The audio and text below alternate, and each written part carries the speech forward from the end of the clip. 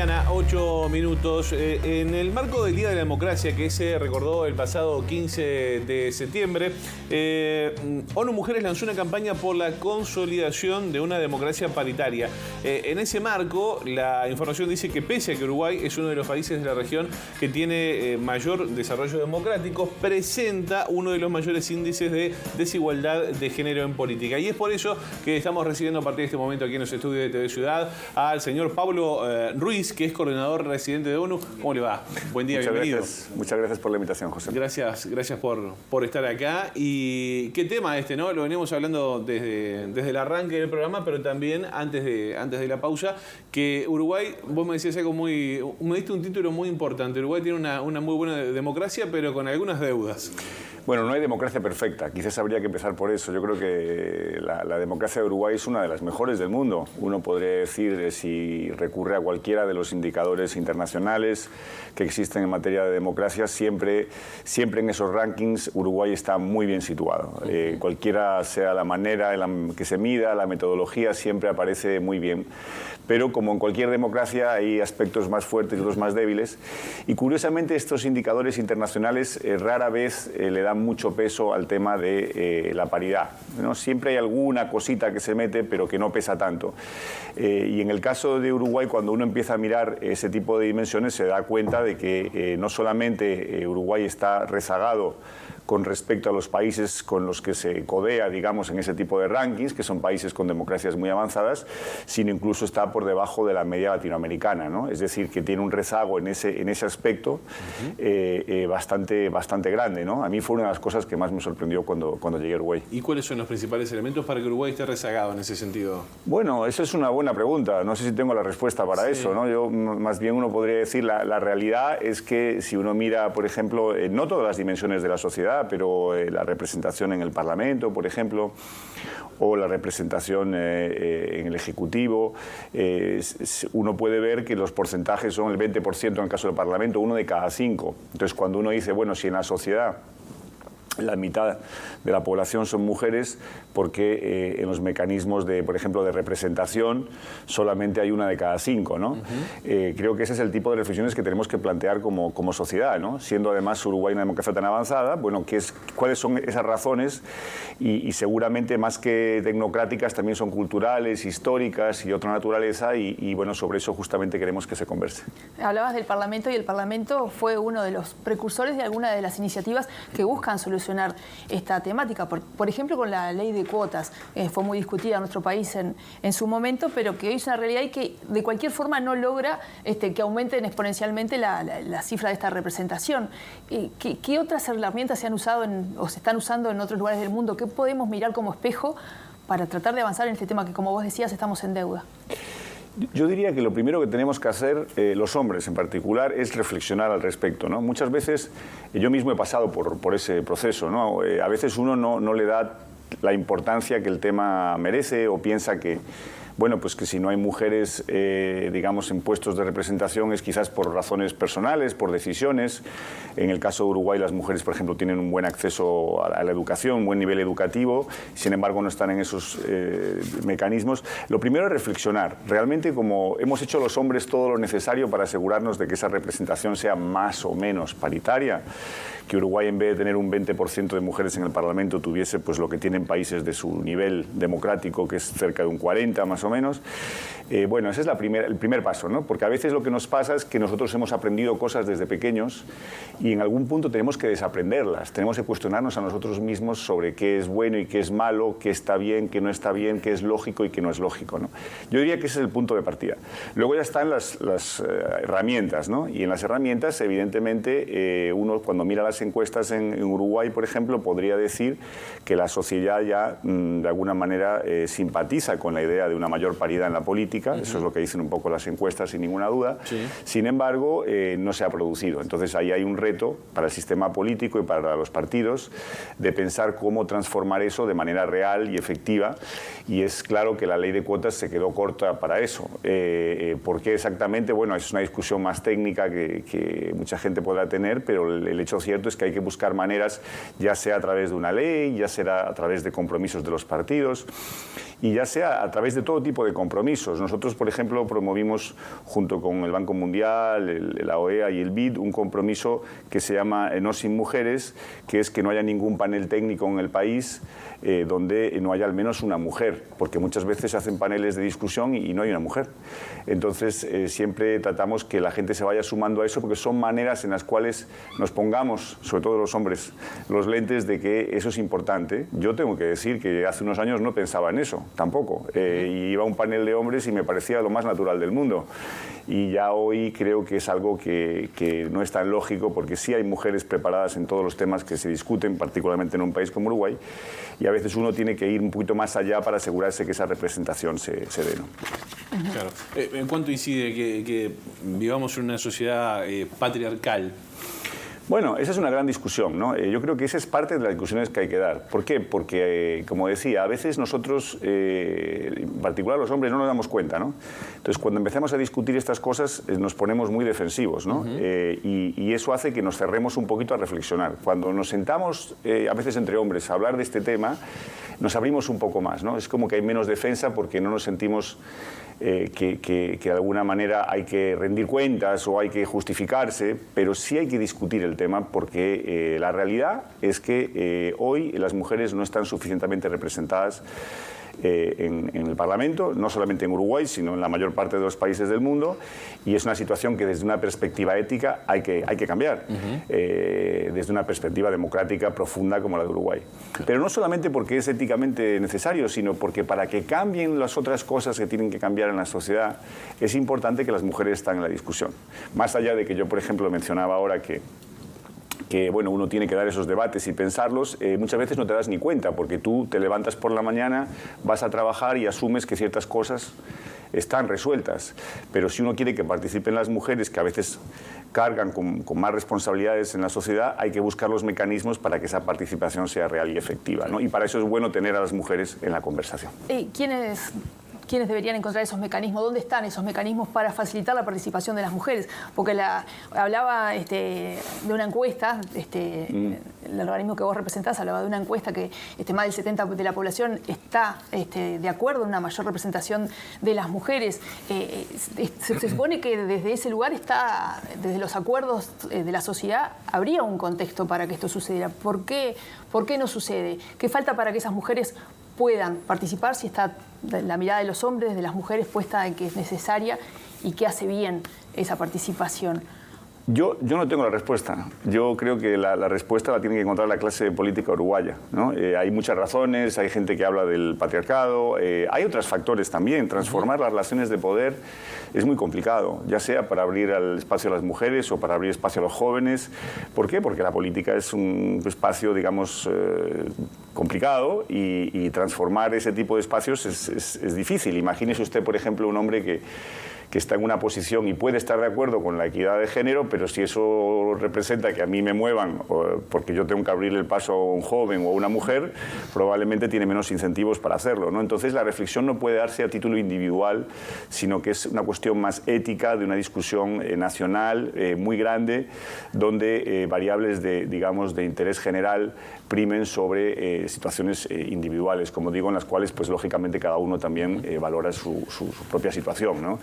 Creo que ese es un reto importante, creo que se han dado pasos, pero creo que le queda, ¿no?, a Uruguay en esa reflexión, y nosotros estamos planteando, pues es una discusión abierta, una discusión serena, para ver cómo se pueden dar pasos legales, administrativos, dentro de los partidos, dentro de la propia sociedad, que aseguren que haya más participación de la mujer, y que esa discusión que hay, por ejemplo, tan fuerte, interesante dentro de los partidos, de militancia, de activismo, se traduzca también en que, bueno, las mujeres tengan su voz en pie de igualdad, ¿no? Claro, nosotros ahora estábamos viendo imágenes del Palacio Legislativo allí detrás nuestro. En el año 2000 empezó a funcionar la bancada bicameral femenina, en la cual se han impulsado varias leyes, incluso algunas tienen que ver con violencia de género, entre otras. ¿Se necesitan más espacios de diálogo como ese?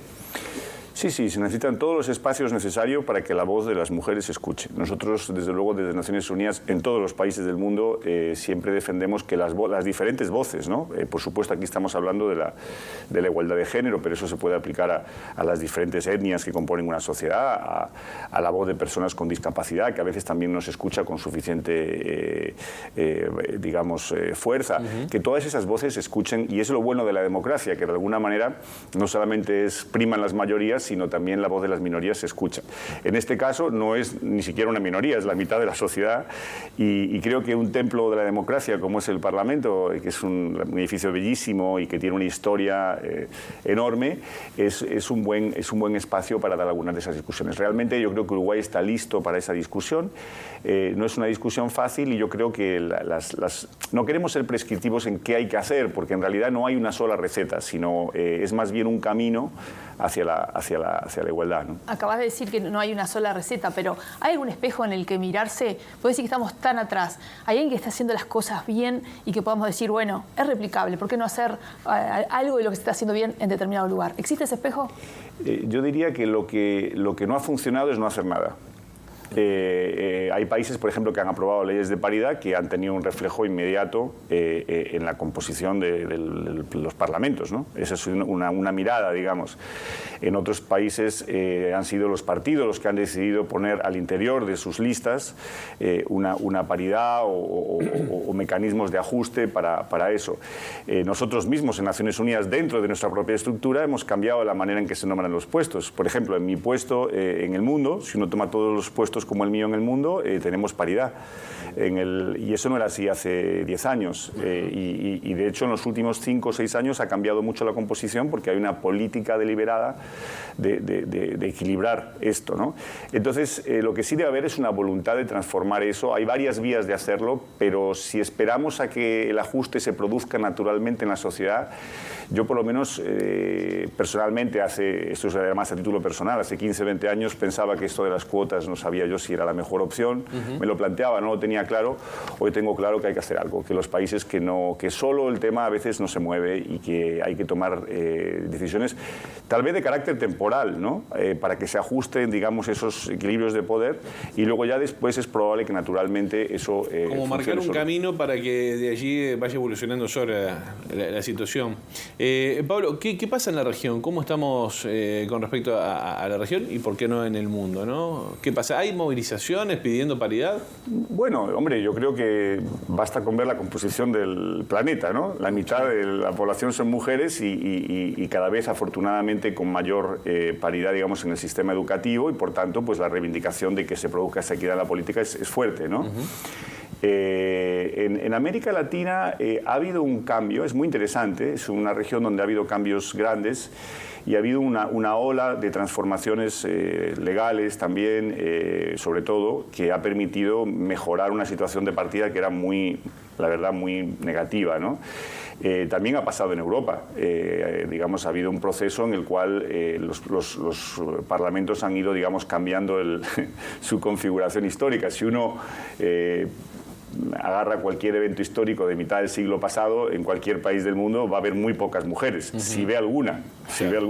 Claro. Entonces, la política ha sido fundamentalmente un asunto de hombres hasta un determinado momento. Eso ha venido cambiando, pero el hecho de que el cambio sea positivo no puede hacernos pensar que qué bueno que esto se va a cambiar en 30 o 40 años. Yo creo que en sociedades profundamente democráticas y que son un referente internacional, como es el caso de Uruguay, que realmente lo es, ¿no? Y así se percibe a nivel internacional, bueno, están preparadas para dar ese debate y para ver cuáles son las mejores medidas para lograr esos cambios que sí son necesarios desde lo ético y desde también de lo práctico, digamos.